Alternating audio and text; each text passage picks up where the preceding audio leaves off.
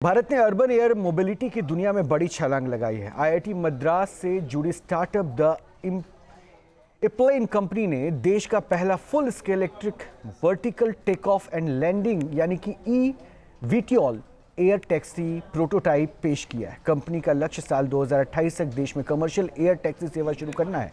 शुरुआत में इसका इस्तेमाल एयर एम्बुलेंस के रूप में होगा।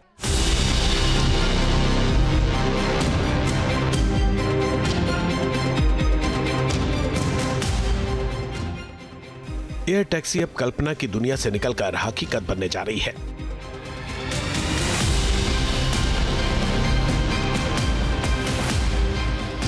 सड़क यातायात के लोड को कम करने और घंटों का सफर मिनटों में पूरा करने के लिए दुनिया एयर टैक्सी की तरफ देख रही है।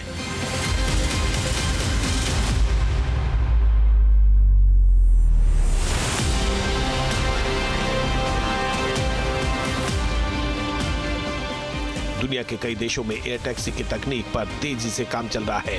कुछ दिनों में सड़कों पर दौड़ रही कारों की तरह आसमान में एयर टैक्सी फर्राटा भरती हुई दिखाई दे सकती है।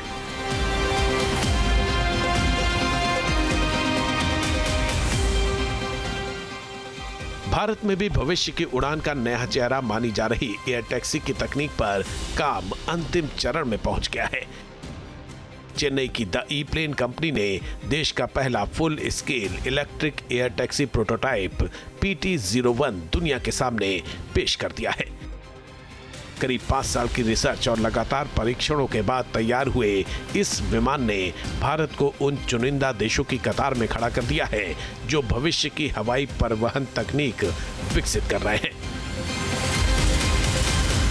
ये विमान किसी सामान्य हवाई जहाज जैसा नहीं है।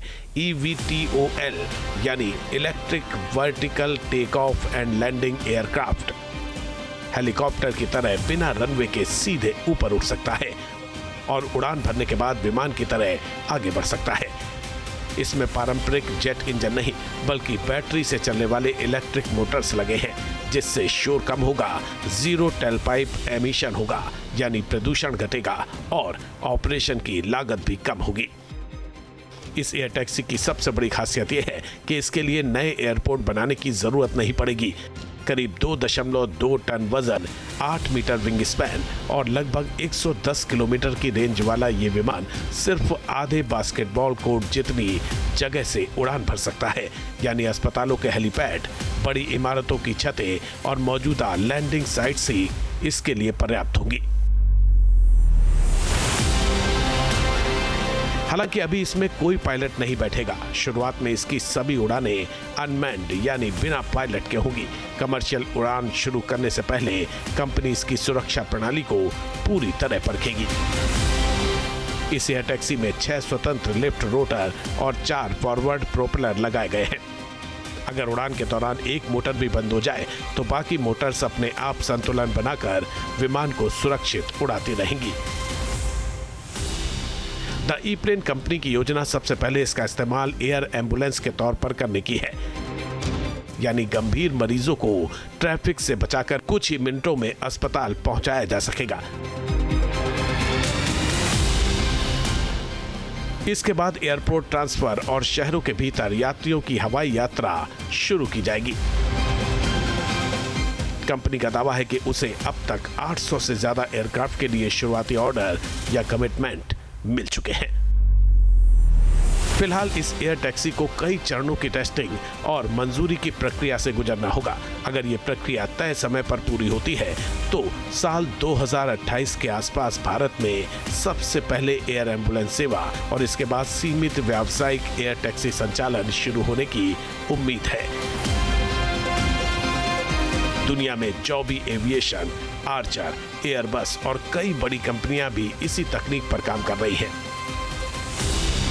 अब भारत भी इस वैश्विक दौड़ में शामिल हो चुका है। अगर सब कुछ योजना के मुताबिक रहा तो आने वाले कुछ वर्षों में सड़कों का ट्रैफिक आसमान में उड़ता दिखाई दे सकता है और शहरों में सफर का तरीका हमेशा के लिए बदल सकता है।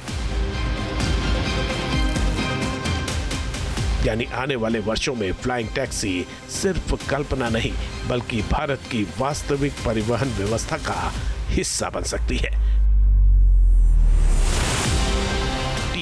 News nation.